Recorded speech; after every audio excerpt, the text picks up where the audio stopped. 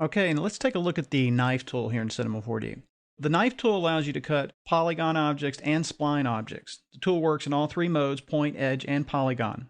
When you are cutting polygons, there are many parameters you can adjust to precisely control the cut. The knife cuts the polygons by creating new points and edges along the cutting line. If you have made a selection, the cut will be restricted to that selection. All right, well, let's see what that all means. Okay, so let's go ahead and drop our cube into the scene. We'll make it editable by clicking the icon. And then I'm going to hit K on the keyboard to go into the knife mode. Also want to come over here and click on the polygons icon or the polygons tool so that I'm going to be cutting polygons now. So now let's hit K again to go into knife mode. And if I just drag in my viewport, you'll see that I have cut into the cube. Now, a couple things that we need to look at. Right now we have visible only selected. So that means it's only going to cut what you see. So if we go around here, we can see that it did not actually cut all the way through the cube. The other thing that we want to take a look at here is that we have cut something in the perspective view. And this is not typically the way you would want to cut because you can't really control your cuts this way. Let's first go back, Control or Command Z. Let's go ahead and uncheck visible only, and let's do that same thing again. And now if we go around, we'll see that it went ahead and cut all the way through. But you can see this cut is really kind of just everywhere. We don't really have a lot of control over the cut here. So you could come into your orthographic views and you could cut in one of these views and you could probably get a little better cut. You can also hold the shift key down to constrain it. But if I come back over here now, you can see that I made a cut and it's a pretty nice cut, pretty straight. Okay, so let's Command or Control Z a couple times to go back.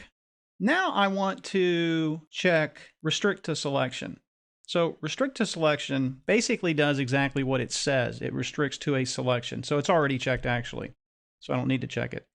But what this does is if I have say a polygon face selected, and then I go into knife mode, and I do the same cut that I did last time, you can see that it's only, even though I went through the entire cube, it restricted the cut to the selected polygon face.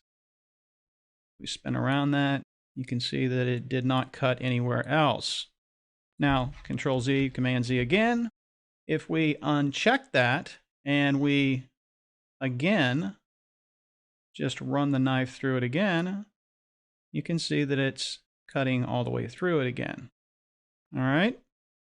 If we would have had only edges selected, then this would have only cut the edges and not the polygon face. So depending on what you have selected over here, you will get a very different result. Now, let's take a look at some of the other. First, let's Command or Control Z to go back a couple times.